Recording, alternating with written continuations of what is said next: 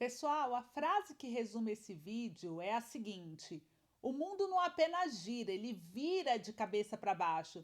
Eu sempre digo aqui para vocês que o cenário político e jurídico é uma verdadeira caixa de surpresas e reviravoltas inesperadas podem acontecer. E foi exatamente isso que acabou de ocorrer nesse momento. É realmente impressionante tudo que eu vou apresentar agora nesse boletim para vocês. E para começar, pessoal, o ministro André Mendonça acabou de determinar uma prisão nesse exato instante. Essa decisão provocou aí um clima de tensão e apreensão em Brasília, tanto no judiciário quanto dentro do governo Lula. E sim, pessoal, André Mendonça ele demonstrou coragem ao tomar essa decisão que pegou o país inteiro de surpresa. Eu vou trazer todos os detalhes dessa situação. O Lula da Silva está completamente abalado, né? Com uma informação aqui que acabou de ser confirmada agora há pouco. Após 2 derrotas no Congresso Nacional, vocês acreditam que aliados de Lula já estão defendendo o impeachment dos ministros do STF? Pois é, pessoal. O clima é de revolta, desespero entre os aliados que agora miram especialmente o ministro da Suprema Corte. E para encerrar, eu trago uma notícia que talvez vocês não estejam preparados para ouvir. As previsões parecem estar se confirmando. Uma jornalista de esquerda, inclusive, revelou que após essas derrotas expressivas no Congresso, aumentaram significativamente as chances do Lula desistir da corrida eleitoral esse ano. E não para por aí, não. Além dessa possibilidade, já circula nos bastidores o nome de um possível substituto a Lula. E surpreendentemente, não é o Fernando Haddad nem Camilo Santana. Um terceiro nome começou a ganhar força, indicando aí que Lula pode estar profundamente abalado com os acontecimentos recentes e considerando abandonar a disputa. Gente, essa revelação ela vem de uma jornalista de esquerda que detalha tudo e eu vou mostrar tudo aqui para vocês. Como eu disse, esse vídeo está imperdível, com uma sequência de informações impactantes e atualizadas. Se eu fosse você, eu não perderia nenhum segundo desse vídeo. Eu sou Ana Paula, sou de São Paulo, capital. Você está aqui no canal Brasil Raiz. E antes de continuar, eu já peço que você se inscreva aqui no canal, ative as notificações, compartilhe esse conteúdo com o máximo de pessoas possível.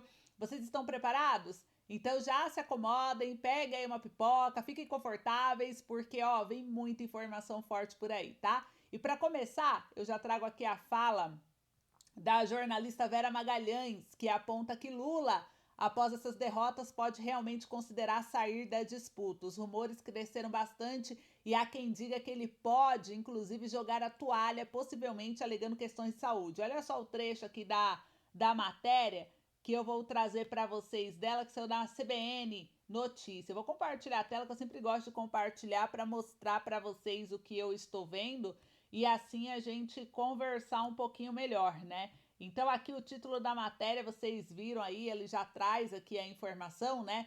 E, segundo as informações, o Lula teria sentido profundamente essas derrotas com a rejeição de sua indicação e o veto ao projeto da dosimetria. Isso teria deixado o presidente bastante abalado. Inclusive, já há especulação sobre alternativas dentro do próprio grupo político e perguntas começaram a surgir com a possibilidade de Geraldo Alckmin a concorrer aí, né, às eleições à presidência. Especialistas, gente, afirmam que ele pode sim disputar qualquer cargo, né, já que não ocupa mais um ministério. E aí essas discussões indicam que o cenário está bem movimentado, né, bem intenso e com consultas, articulações e bastidores fervendo. E ao analisar aqui a coordenação da campanha do Lula, chama atenção o nível de desconexão com a realidade, né, da política atual, marcada aí por um Congresso mais alinhado à direita. Então vamos começar aqui com essa matéria da Vera Magalhães, falando da derrota do Lula e outros artistas que são aliados a Lula que também estão engajando com esse movimento. E já começa a matéria assim, né? Vera Magalhães sobre derrota de Messias no Senado, humilhação pública.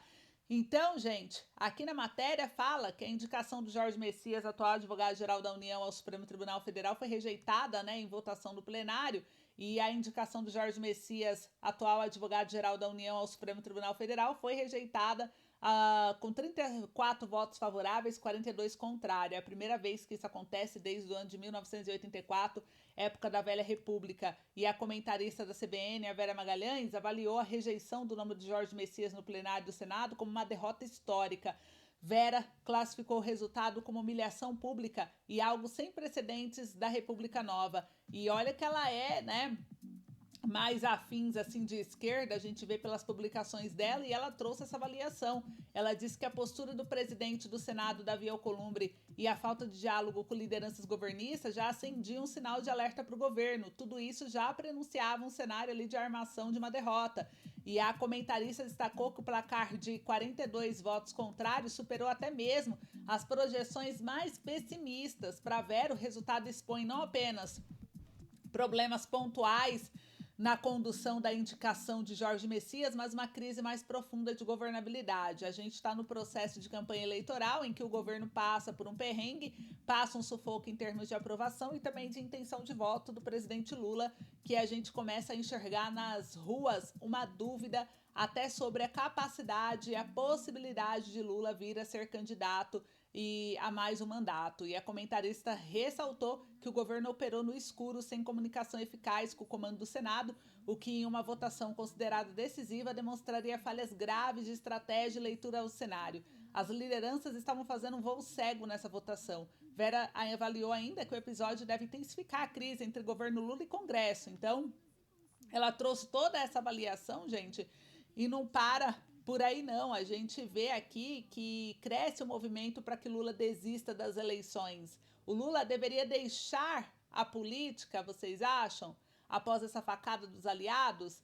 Porque quem disse isso não sou eu, não. Quem está dizendo isso é o Dirceu. Está aqui no jornal Poder 360, vocês podem ver em tela junto comigo. Aqui, Lula deveria deixar a política após facada de aliados, diz Zé de Abreu, né, perdão. Sem citar nomes, ator da Globo criticou o líder no Senado, que debochou da derrota política no Planalto. Ele é ator da Globo, hein? José de Abreu postou no X que o presidente Lula deveria sair da política depois da facada nas costas de aliados. Sem citar nome, ele declarou que amigo e líder no Senado debochou da derrota política do governo. Abreu se referiu à rejeição da indicação do Jorge Messias ao STF. O líder do governo no Senado é o Jacques Wagner, tem sido criticado por apoiadores do presidente Lula. Logo após o resultado que confirmou a derrota do Palácio do Planalto, o líder sorriu e abraçou o presidente do Senado, que é o Davi Alcolumbre. Então, antes do término da votação, Alcolumbre já havia sussurrado a previsão de derrota de Messias para Wagner. Para Zé de Abreu, amigo de Lula e o líder do governo no Senado, debochou ao vivo e em cores da derrota política do Planalto. Se eu fosse Lula, ia viver o que lhe resta da vida, fazendo as trocentas palestras que iria fazer quando saiu do segundo mandato e cancelou por problemas de saúde. Viajaria o mundo, sendo homenageado, ganhando rios de dinheiro e se livraria dessa política podre. Olha só, José, apoiador do Lula, ele trouxe aqui falando que o Lula deveria sair, gente, da política. Então vocês percebem que várias pessoas, né, estão falando a respeito disso. Na sexta-feira, a deputada federal Érica Hilton disse em manifestação do Dia do Trabalhador em São Paulo que é preciso refundar o Brasil e limpá-lo do Congresso. Afirmou que o legislativo atual é inimigo do povo. O ministro da Secretaria-Geral da Presidência, Guilherme Boulos, afirmou em publicação no seu perfil do X que a aliança entre o bolsonarismo e a chantagem política venceu na rejeição ao nome do Jorge Messias. Disse também que o Senado sai menor desse episódio lamentável. Já a deputada Gleice Hoffmann, ex-ministra de Secretaria de Relações Institucionais, declarou que a votação foi mais que uma injustiça.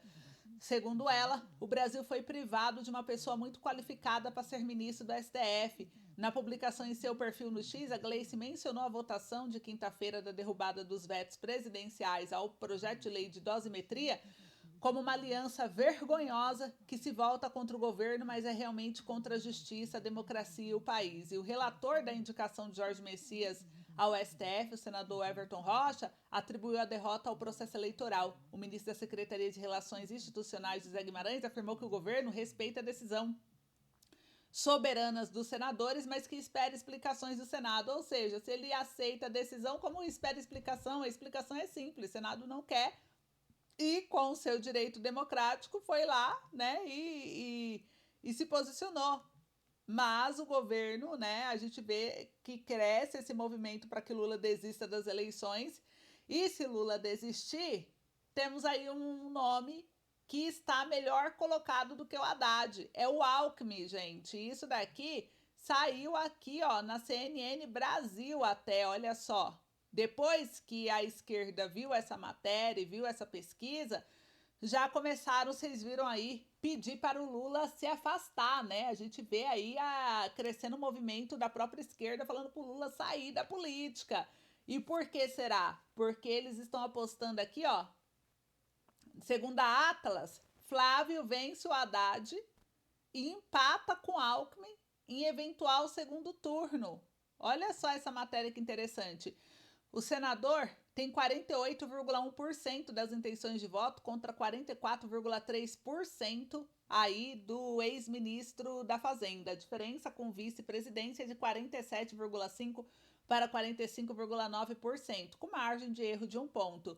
E aqui o senador e pré-candidato aí à presidência, né?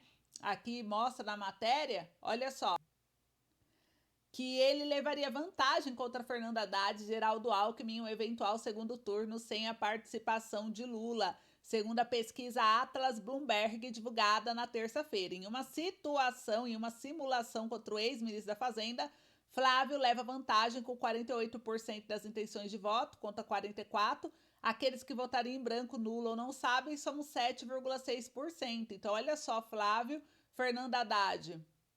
O percentual é alto, né? Já contra Alckmin, o Flávio teria um empate técnico. Segundo pesquisa, o senador teria 47,5% das intenções de voto, que acumula do vice-presidente, né? Acumula 45,9%. Então, a gente vê que tem um empate técnico aqui e isso deixou a esquerda um pouco mais otimista a ponto de querer tirar o Lula da jogada, porque viu que o Lula tá bem feio na fita, né?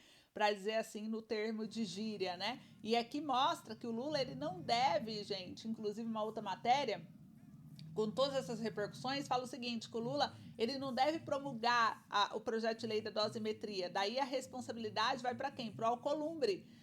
Ao mesmo momento, né, ao mesmo tempo, Lula quer entrar no STF contra a derrubada do texto pelo senador ter fatiado o PL. Isso nunca foi feito quando o veto é integral. Ou seja, o Lula quer guerra e também aliados desejam tirar indicados de Alcolumbre dos cargos. Então a gente vê uma vingança da esquerda a qualquer custo, né? E aqui está na matéria. Lula deve deixar para Alcolumbre promulgação da dosimetria. O presidente tem 48 horas para dar aval ao projeto. O Congresso derrubou veto ao projeto que reduz pena, né?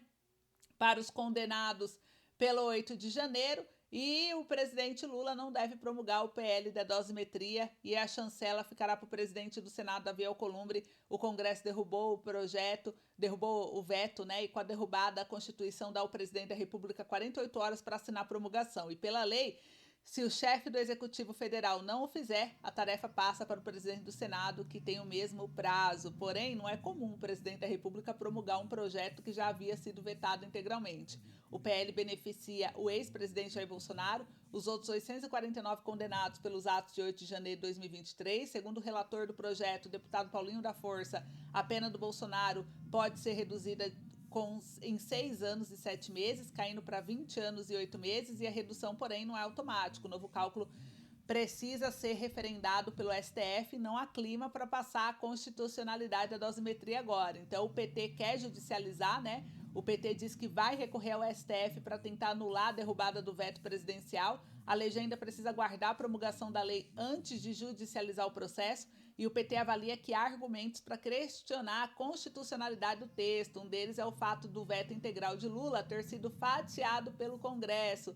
E se trechos do PL da dosimetria não fossem isolados, havia risco de redução de penas para condenados por feminicídio e crimes hediondos. E para governistas, o fato de um veto integral ter sido fatiado já é por si só argumento suficiente para questionamento judicial. A judicialização vira a base do partido da Câmara. O líder do PT na casa, Pedro Kizai, de Santa Catarina, e o deputado Lindeberg Farias vão encabeçar no processo.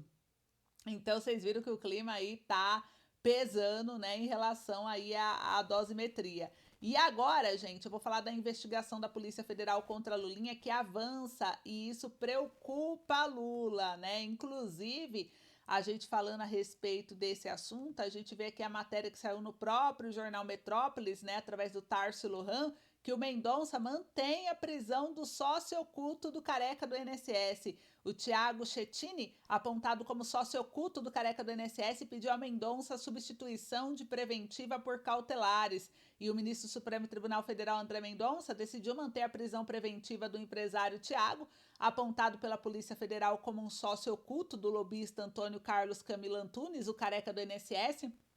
A decisão, ela é sigilosa, foi obtida pela coluna e o Thiago é apontado como um dos controladores da Confederação Brasileira de Trabalhadores de Pesca, investigada por fraudar desconto de mensalidade nas aposentadorias do INSS. Ele está nos Estados Unidos desde dezembro do ano passado e por isso ainda não foi preso. O empresário viajou ao país às vésperas da operação sem desconto. A defesa do Thiago havia solicitado ao ministro André Mendonça a substituição da prisão preventiva por medidas cautelares diversas. O magistrado negou o pedido na terça-feira, dia 28 de abril, e diz que o quadro fático narrado pela própria petição evidencia que o investigado mantém atuação empresarial relevante, inclusive internacional, com capacidade de mobilização econômica e operacional, circunstâncias que, longe de neutralizar as cautelas, recomenda prudência na avaliação do risco processual, especialmente diante da gravidade concreta dos fatos investigados e da necessidade de preservação da eficácia da persecução penal, escreveu o ministro do STF. E a afirmação